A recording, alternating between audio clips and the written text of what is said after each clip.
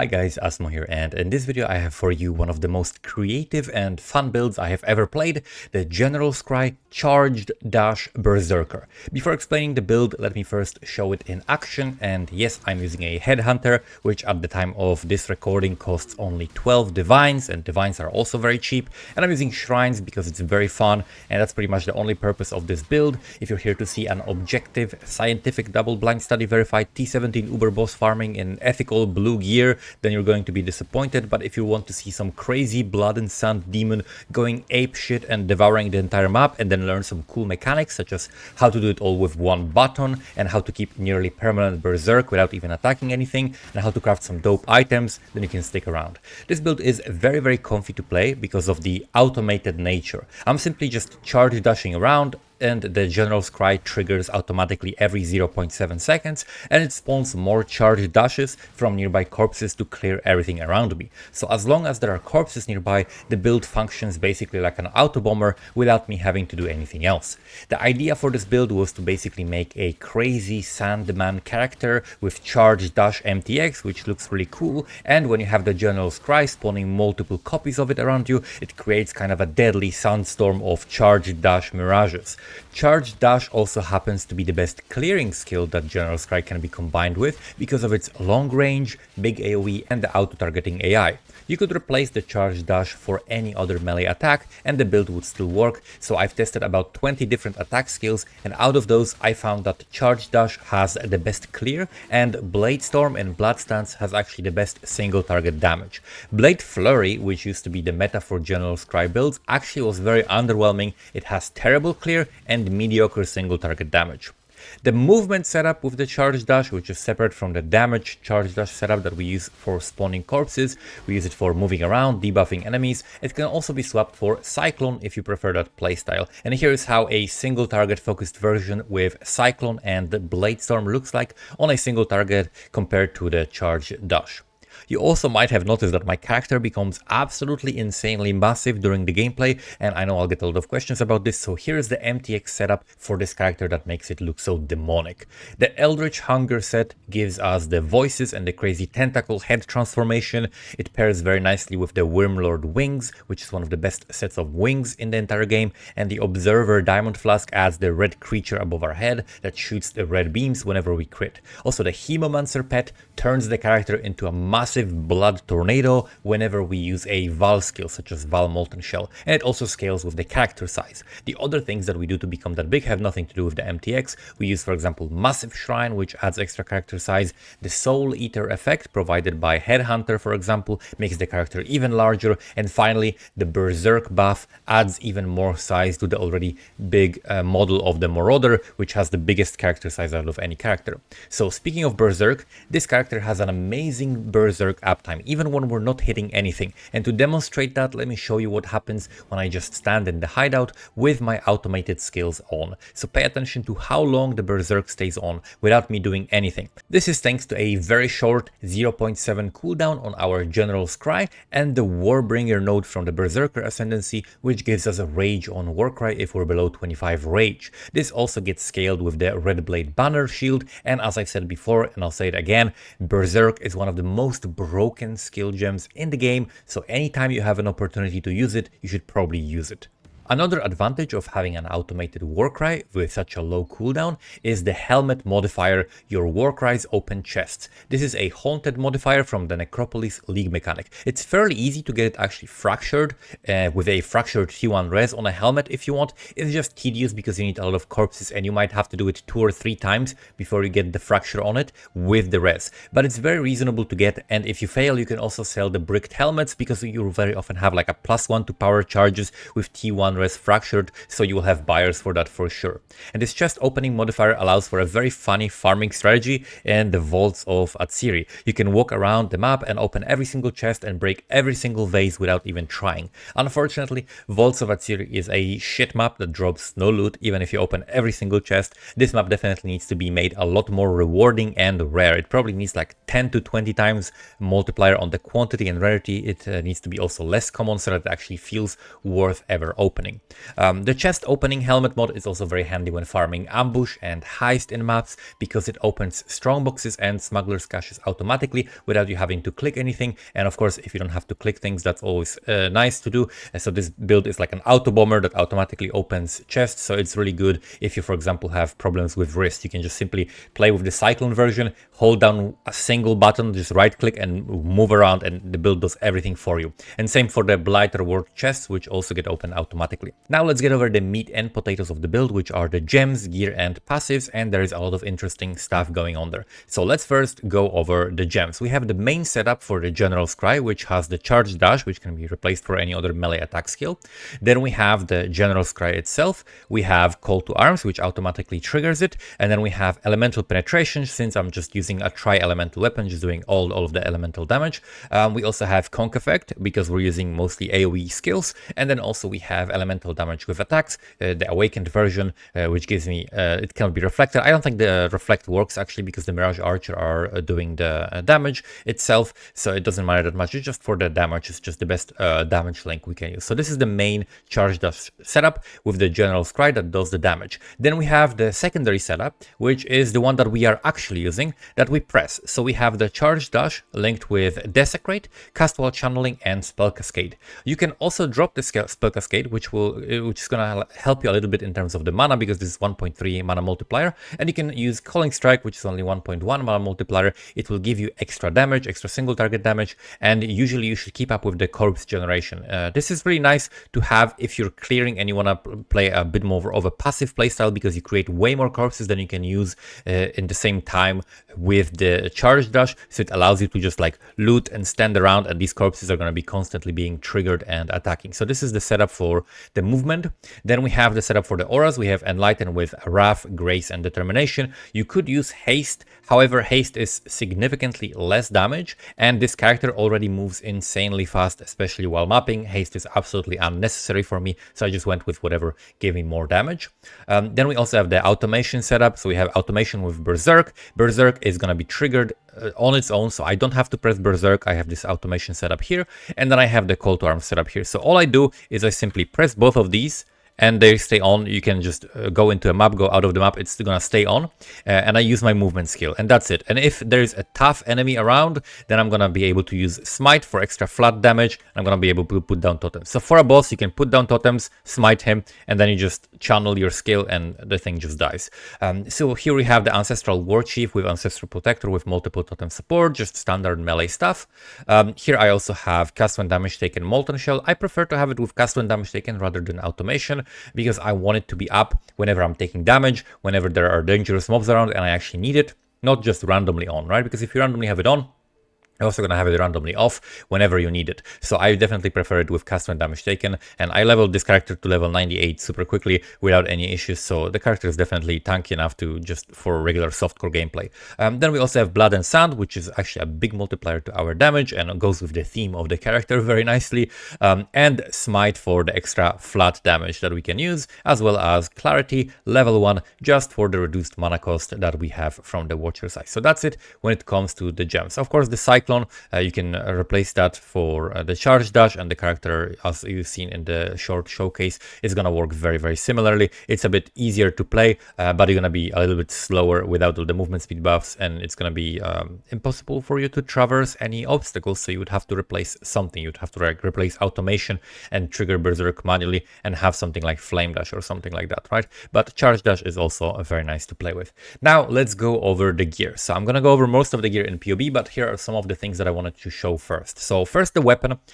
We have a Jeweled Foil, which I'm using right now because I was trying a bunch of different skills. For certain skills, I think like Bladestorm and some other skills, you actually need a sword. You cannot use an axe. Axe was very easy to get. It was very, very cheap because of this league mechanic. You get just like 61 weapons printed, and they're super cheap. I think I bought it for like 4 or 5 divines. Same this, I bought it for like, I don't know, 3 or 6 divines, something around 5 divines. All of these like T1 melee weapons cost like 5 divines. So it's very, very cheap, this league.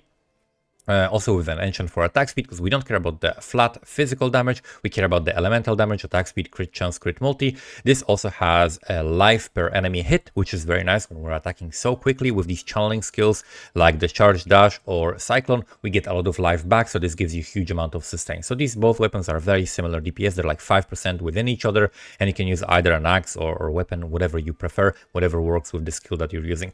For charge dash, probably actually the jeweled foil, if it had the crit multi instead of the life, it would be better damage, but as it is, this one is slightly better damage.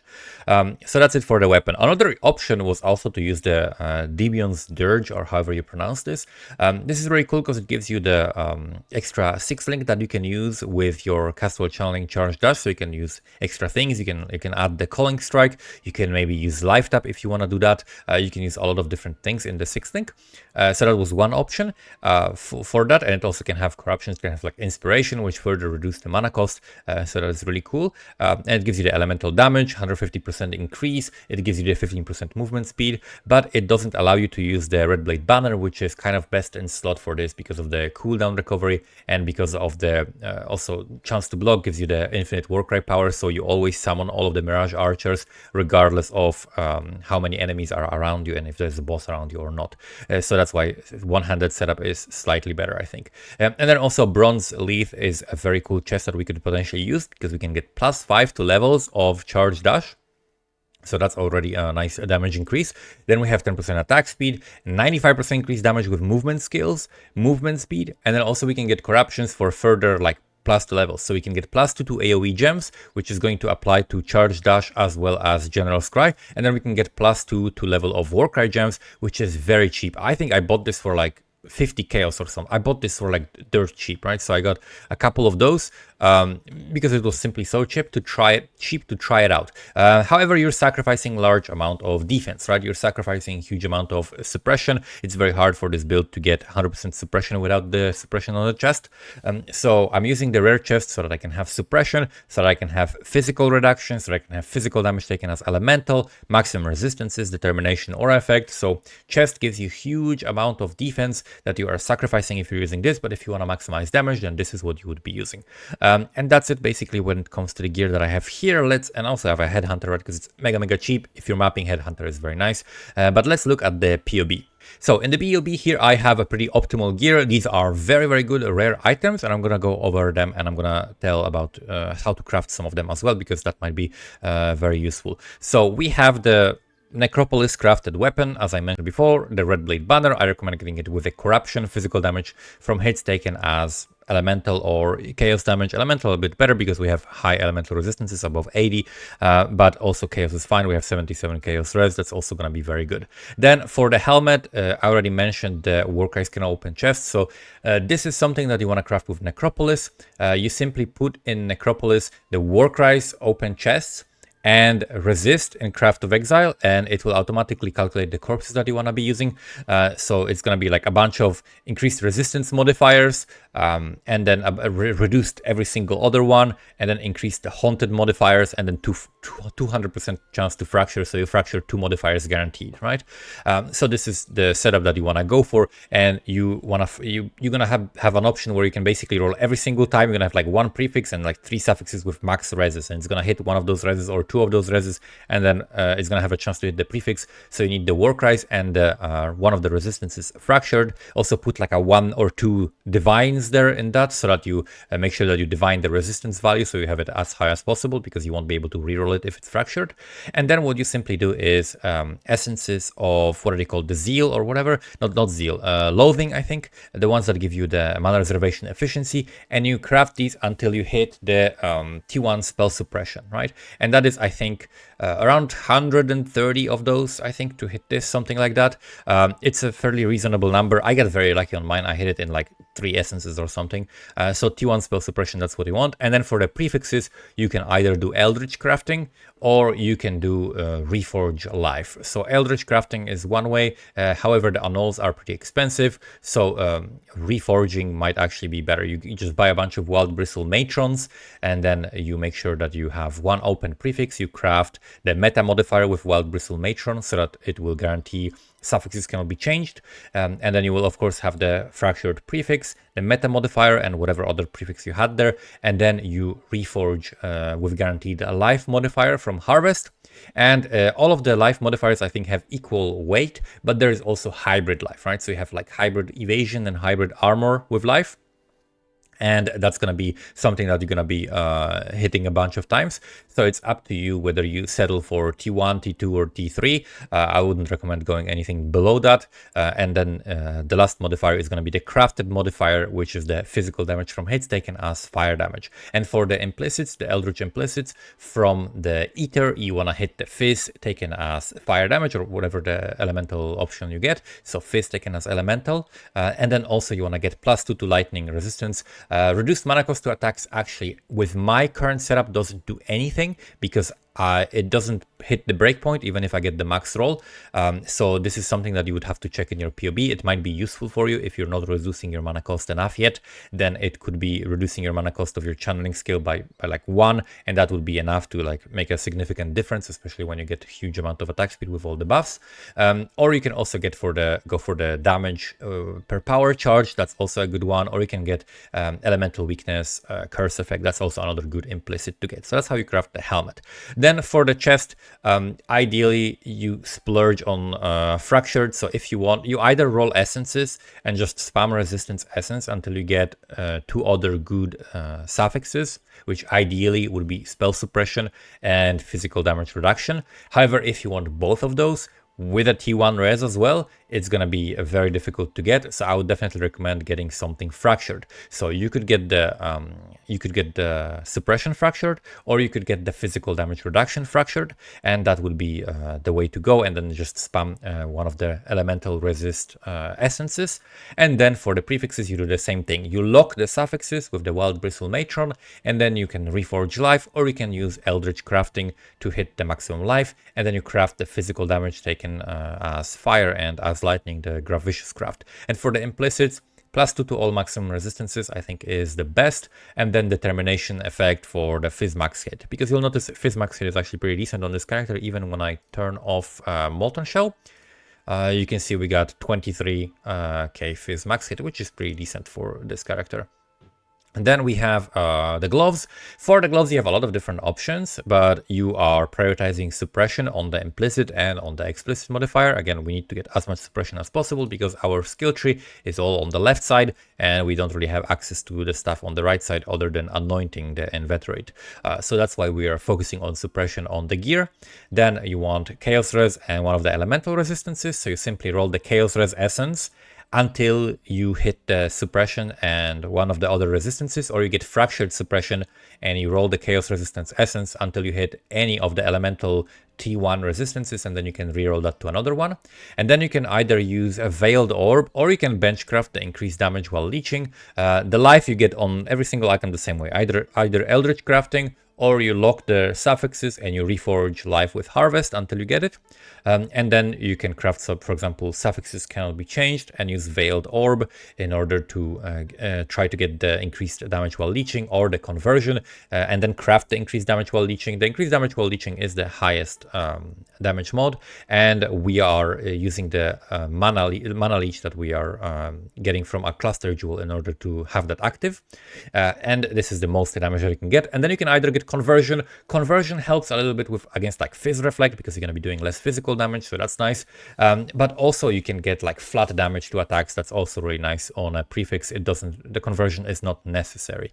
Then we have the two-toned boots. So the boots have cooldown recovery rate, which is pretty important. It helps your Berserk and it helps your Warcry. So that's very, very nice. And then we have Tailwind. So the way to craft these boots is to simply get two-toned boots, item level 86, Shaper Influence. You can get them to, if Shaper Influence boots are cheap, you just get that from trade. If not, then you get the cheapest Conqueror Orb and you harvest Reforged Influence until you get Shaper. And then what you do is you simply Chaos spam or Essence spam, like any random prefix essence, or you do what's it called? Or you just scour Alk, right, over and over until you get the cooldown recovery rate with another influence modifier on this shaper base. If you don't get another influence modifier, but you have an empty prefix, what you can do is make sure that you have suffixes filled, and then you Wild Bristle Matron, and then you Reforge Fire. And the guaranteed fire modifier is going to be immune to burning ground. It's the only fire tagged prefix you can get, which is going to guarantee that you get a second shaper modifier on these boots, and it's going to be only one modifier. And then you're going to basically use the orb of dominance, or whatever it's called, right, the Maven orb, in order to elevate the cooldown recovery rate to 20%, right? And once you have the base with the cooldown recovery rate, then you get simply any pair of tailwind boots. You just get a pair of hunter boots and alteration spam until you get tailwind, or I don't know if Reforge crit works anymore, because I see that this doesn't really have a tag in the Craft of Exile, which might be correct. So you would have to either buy them from trade or alteration spam. And then you slap the tailwind on the shaper boots, and then you see what you get, right? Ideally, you want to get a res on a suffix. And if you get a res on a suffix, then you're happy. Then you finish the prefixes as before, right? You can either use Veiled Orb and get the life. That's how I did it. So the boots that I have here have... on the suffix, I hit the T3 res, which I was happy with, because it's pretty hard to get really good stuff when you're awaken orbing. And then on the prefixes, I used the Veiled Orb, and I also got the life modifier. So the Veiled Orb, we just simply had to hit movement speed. I blocked something, and then in the end I slammed Exalt just to get some armor and evasion on it. And that's how I crafted my boots. And also make sure that you get these to like 30 or 29% quality with things like perfect fossils, for example, in order to get the extra quality. So that's what you get for the boots, cooldown recovery rate. The cooldown recovery rate we're also getting from a belt. So if you wouldn't be using a headhunter, you'll be using a belt like this, which is again a shaper belt. You want to basically spam resistance essences until you hit cooldown recovery rate. And then ideally you would want on it also increased elemental damage or increased elemental damage with attack skills. There is also increased increased damage with exerted skills. I think there's a modifier like that. So this is what you're looking for on a belt ideally. Then we also have the jewelry. So for the amulet, we're filling attributes. Good thing to do with your jewelry is to combine things together. So you want to combine all of the attributes on one piece of jewelry, combine, for example, all of the attack modifiers on another piece of jewelry, combine all of the resistances on another piece of jewelry, so that you can use the appropriate catalysts. So if you want to maximize the amount of stats you're getting, you want to make sure that you're getting attribute catalysts on the piece of jewelry, that you have as much attributes as possible. And that is the best, of course, to do on an amulet, because the implicit also gives you attributes. So you're going to be increasing the implicit, and then you want dexterity and intelligence. I have some shitty amulet that I'm wearing right now, and in order to use the sword, I had to pick up a couple of dexterity nodes in order to fill the requirements. So that's also another thing to keep in mind, that an axe will have lower requirements than the jeweled foil. For a jeweled foil, you will need extra dexterity, which will cost you a couple of passives most likely. So that's why I was going with the axe before. So yeah, for the amulet, you want the dexterity and int, and ideally you'd get an amulet with like a +1 level to all skills fractured. This gives you a lot of offense and a lot of defense at the same time. It applies to all of your active skills, which we are using a lot of. It's Berserk, the Warcry, the mobility skills, the auras. It applies to everything, so it's very, very useful. And you would basically do something like an essence for crit multi, and you would spam the essence for crit multi until you get good dexterity and intelligence. And then again, you would do something like you would either lock suffixes and reforge life, or you would lock suffixes and reforge attack in order to either get some kind of a flat attack damage or increased elemental damage with attacks together with the life. And you would simply do it until you get it right, and that's gonna be the perfect amulet that you would want for this build. Pretty much it fills so many holes in this character. Then for the rings, one ring you want is with elemental weakness. So the one that I have currently here has elemental weakness. It has a couple of resistances. I got T2 and T3 resistances, and then I got increased damage with exerted attacks, flat elemental damage, and then minus cost to attacks. One of the reasons why we're using rare jewelry is the minus cost to attacks, which is necessary because we get this cooldown is mega fast, and the cost can add up, especially when we're using like Spell Cascade, Desecrate with the castwell channeling, and then we're using this, and everything is going off at the same time. We're spending a lot of mana if we don't reduce the mana cost. So we need to reduce the mana cost. That's why we're using the rare jewelry as well. So on one of these rings, you definitely want elemental weakness. You can like reforge caster until you get some good suffixes, like some resistances, or if you hit attributes, that's also okay. And then on the prefixes, you want life, elemental damage with attacks, or some flat elemental damage, and then the crafted mana cost to attacks. If you're lucky enough to have a very good Elrion modifier ring drop, then you could get the -10 to mana cost, which is very, very difficult to get. This is something that you can look for on trade to try to snipe it. Sometimes there are rings with Elrion modifier on it that can give you the -10 to mana cost, but this is only something that can come from a drop, and then you would have to recraft the suffixes or prefixes. The much more reasonable way to get another ring would be to do what I did here, which would be to get a fractured attack modifier. So T1 fractured accuracy, which is an attack modifier that you can then later catalyze as well. And then when you have some flat damage to attacks or elemental damage to attacks or anything like that, you can get the catalyst to improve that as well. So that's why you want to like combine these things together, right? You want to get the accuracy together with good attack mods that you're going for. You want to get the resistances together, and if you want to get further mana cost reduction, you can also use the life catalyst. So life and mana catalyst will get the -7 to total mana cost reduction to -8, so that will give you 2 extra. And you can also craft this on the amulet. So if I crafted on an amulet, then I would get +8, 9, 10. So I could reduce by further 10, so I could get everything to basically cost 0 mana if I wanted to. Then we have the flasks. For flasks, we're using Starlight Chalice for the exposure, since we're doing like triple elemental damage and we don't have any other way of getting the exposure. Then we're using just Grind Flask for armor, Quicksilver Flask with a cursor reduction on us, then Diamond Flask with crit, and then we're using just a Life Flask with bleed removal. For jewels, the things that you want on jewels, there's a lot of good things you can get on jewels. Let me show you my jewels that I have on my character. So one of the things you can get on the jewels is the chance to avoid being shocked, which we want to get, I think 40% on 2 jewels at least, and then combine it with Elegant Form, which is giving you spell suppression, which we also need. So we got spell suppression, a couple of spell suppression points here. We can fill also some like stats that we need, like dexterity, intelligence, armor, life, things like that, chaos res. And then we want the chance to avoid elemental ailments. And then 2 jewels with 40 combined with the Storm Shroud gives you full ailment avoidance, right? So we want to be completely immune to elemental ailments. Other things you can get on these is lots of flat damage. So you can see this one is has like 4 different modifiers to like elemental damage to attacks. And these are extremely cheap. Nobody cares about attack modifiers for axes, right? Like attack modifiers for axes basically is like a dead modifier to people. So people look at it as just like a 5C jewel. This is worthless, right? This is worthless to people who can get these super cheap. Another thing we have here is something with accuracy, life, and 4 different damage modifiers with flat damage, right? That's how insane these jewels can get. These are from like farming abysses, right? You can get like these 6 property jewels, and they are very, very cheap. Like these things are dirt cheap. I'm talking like 5 to 10 chaos for some of these things. Then we have another thing that you can get. You can get attack speed, you can get flat damage, you can get life, you can get armor, and also you can get cooldown recovery rate, which is very good. It basically is like an attack speed modifier kind of to us, right? It allows us to use the General Scry faster, and it allows us to also recover Berserk faster. So that's another modifier that you can get. And here we have the chance to avoid being shocked, flat damage to attacks, flat damage with axe attacks, and that's what we want from these jewels. Then for the cluster jewels, we're using 2 large clusters, which have the Devastator, which gives us 15% chance to explode enemies killed with attack hits. So we got 15% chance to explode plus 20% attack damage.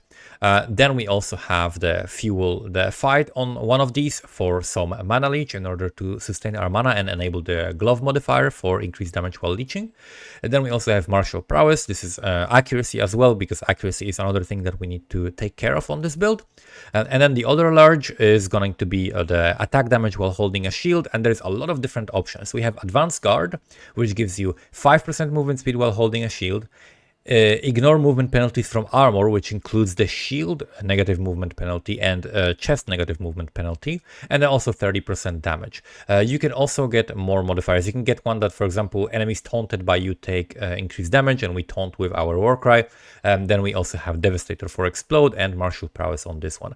And then for mediums, there is a lot of damage coming from the medium cluster. So these are very, very important. Every single one of them has Rattling Blow. Exerted attacks have 8% chance to deal double damage and 20 strength. The 20 strength on each of them allows us to get so many tattoos and ignore the strength from our tree. And it's also, very good stat to us, melee damage plus life.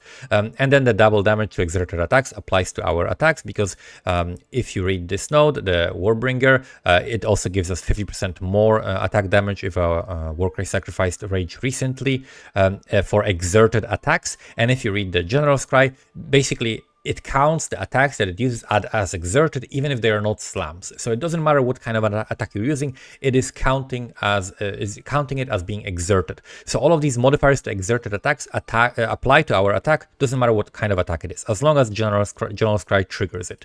Then we have these times 4, right? So the Rattling Blow everywhere in every single medium cluster jewel, and then we're combining one of them with Mob Mentality. This gives you 5% chance to grant Endurance Frenzy or Power Charge per power, and as you can see, we're sitting at 4 charges, right? So I'm doing nothing, right?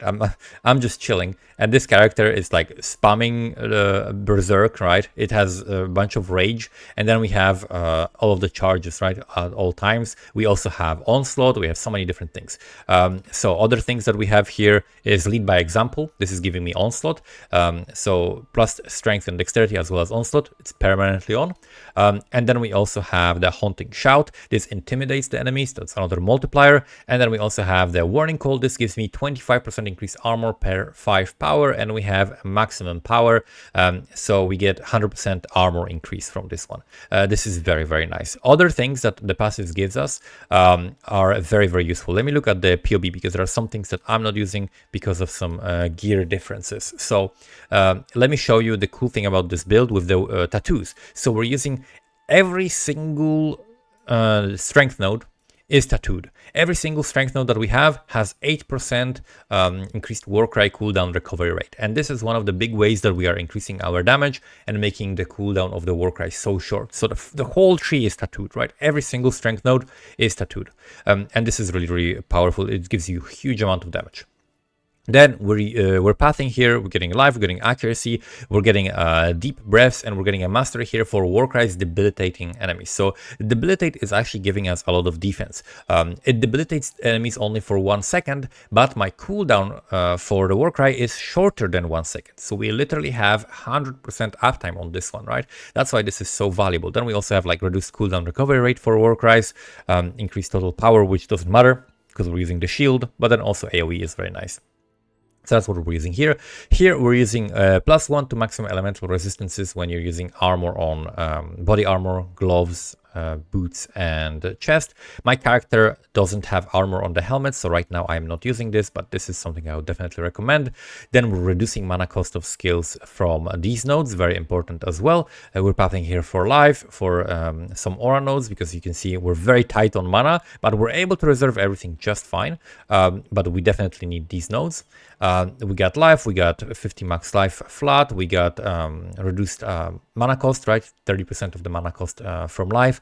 Cluster jewel setup, then we're going for the crit, because this is a crit setup. You could go for Resolute Technique. Of course, you would lower your damage significantly. So I would definitely recommend going for crit. Even if you don't have a lot of crit chance, even if you don't have a lot of crit multi, it's still going to be more damage. Then we are using some nodes for recovery. So I want the regen because I don't have that much recovery, because I don't have a huge amount of leech, because I'm not doing damage myself. It's the General Scry Mirages that are doing the damage, right? So I have some life on hit, and I have some regen in order to sustain my character. Then we got some extra max res as well here with more resistances. We're picking up a bunch of jewel sockets, max res from the prismatic skin. We have some accuracy and crit as well, and then more aura reservation nodes, and that's basically it. For the Watcher's Eye, we're using the minus mana cost and suppression. So together with all of the gear, together with the anointment for inveterate, the suppression on the Watcher's Eye, and the suppression also coming from the elegant form, we are able to achieve 100% spell suppression, right? So where is it? Spell suppression? Spell suppression? Hello? Where is it? Where am I looking at? Block chance, well, there it is. Spell suppression 102%, right? So we got 34 block, 100% spell suppression, 80 max res on everything, 77 chaos res. We got good movement speed. The damage is all right. For like T16 type of content, right? If you don't want to do Ubers, if you don't want to farm T17s that are crazy right now, this is a very strong character in that sense, right? But for this Uber content, it's not a good character.